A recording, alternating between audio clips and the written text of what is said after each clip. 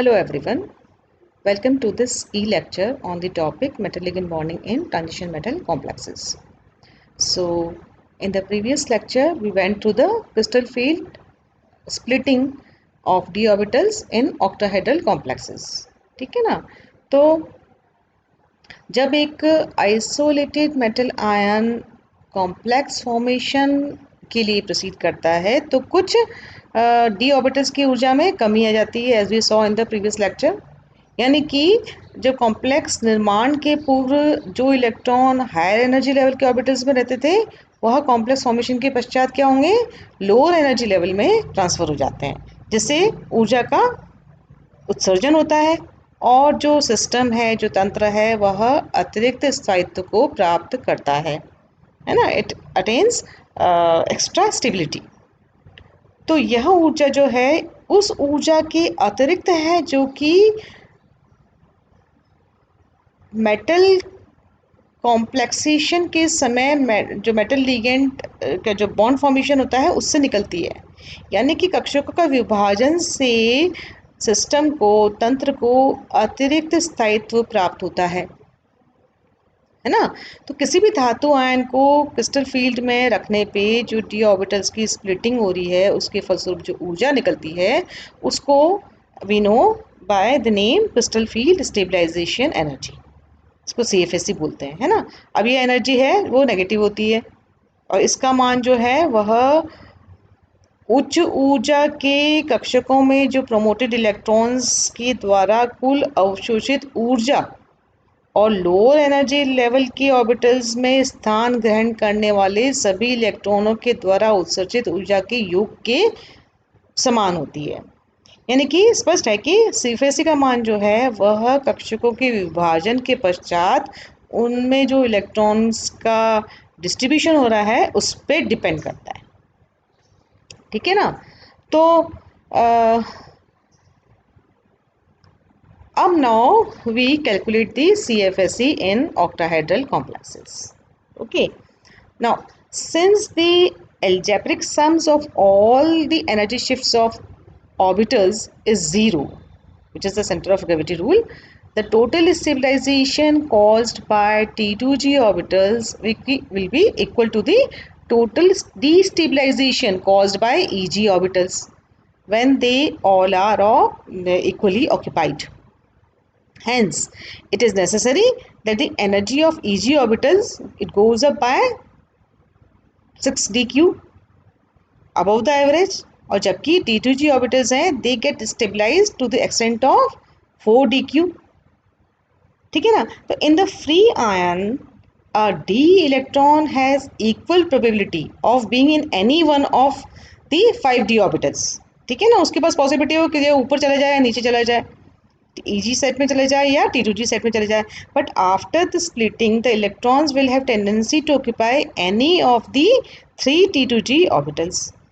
Since occupation of a T2G orbital is accompanied by emission of energy as we discussed, and that of an EG orbital by absorption in all the systems except in which T2G and EG orbitals are equally occupied, certain amount of energy must be liberated on complex formation.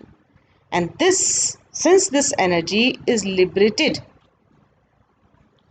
due to the splitting of d orbitals in crystal field, it is referred as crystal field stabilization energy. And it can be calculated by the following relation as has been shown in the screen in front of you. CFSE is equal to 0.4 delta O multiplied by number of electron in T2G orbital minus 0.6 delta O. Delta O is CFSE in octahedral complexes multiplied by number of electron in EG orbital. यानी कि final equation क्या हो जाएगी, 4 dq multiplied by number of electron in T2G orbital minus 6 dq multiplied by number of electron in EG orbital. ठीक है. तो now we discuss the, you see, have a look on this table. ठीक है, this is electronic configuration and CFSE in octahedral field. तो जो metal ions जिनका कि configuration D1 है, you have a look on the screen. D1 configuration वाले will be represented by T2G1। देखिए orbital में T2G में एक इलेक्ट्रॉन है after splitting, and for them CFSE calculated will be 4DQ। ठीक है, नेट CFSE टेबल पे आप कॉलम पे आप देखिए। In a similar way, for metal ions having D2 and D3 configurations, the corresponding representations would be क्या हो जाएगा, T2G2 and T2G3, and the CFSE will be equal to 0.8 और 8 DQ, and जब तीन को मल्टीप्लाई करेंगे 0.5 से तो 12 DQ for D3 configuration respectively. ठीक है, अब हम आते हैं कौन से पे, D9 and D10।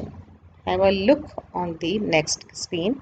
D9 and D10 के लिए क्या हो जाएगा कॉन्फ़िगरेशंस, T2G6 एंड EG3, है ना। T2G सेट में 6 इलेक्ट्रॉन, EG में 3 इलेक्ट्रॉन, and for D10 it will be T2G6 and EG4, and their CFSE values जो हैं दे वुड बी कितना, आपका 0.6 डेल्टा O यानी कि 6 DQ, and for D10 it will be 0। ठीक है ना, ultimately it comes out to be 0। तो thus by knowing the number of electron in T2G and EG orbital, CFSE for all the configurations can be determined। ठीक है, और आपको पता है कि CFSE वैल्यू जो है, it since it stabilises the system, it's value is negative. अब हम आते हैं नेक्स्ट पे। आपको पता है कि in the past lecture we discuss the pairing of electron जो है, it is an unfavourable process and absorbs energy, है ना, एनर्जी रिक्वायर्ड होती है, which is called pairing energy pi. अब जो है पाई जो है, it is 0 for the configuration in which T2G and EG set of orbitals they are singly occupied. ठीक है, यानी कि T2G1, T2G2, T2G3, T2G3 EG1 and T2G3 EG2। ठीक है, so the net CFSE will be determined by the formula which has been given here। Okay, यहाँ पे जो हमने डिस्कस किया था, तो here, तो अदर कॉन्फ़िगरेशंस के लिए क्या होगा, as many multiples of pi must be added to the calculated CFSE value as the number of electrons pairs। तो कॉन्फ़िगरेशन किसके लिए, T2G4 and T2G4 EG2 pairing energy is pi. ठीक है, ये देखिए, इस पे देखिए यहाँ पे, और आपका जो T2G5 EG2 सेट के लिए कॉन्फ़िगरेशन के लिए 2 पाई है ये। Okay, and for T2G6 EG and T2G6 EG1 and T2G6 and EG2 के लिए it is 3 pi। For T2G6 and EG3 it is 4 pi, and for T2G6 EG4 के लिए it is 5 pi as you can see on the screen। तो here this table CFSE for different electron configuration in the octahedral field have been shown, and you can discuss it correspondingly and accordingly।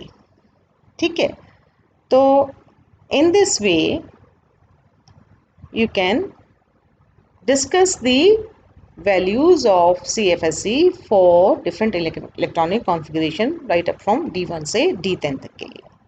ठीक है, now we will discuss the magnetic properties for all these configuration for D1, D2, D3 and D4 and so on, depending upon the pairing energy in and in weak field and strong field complexes।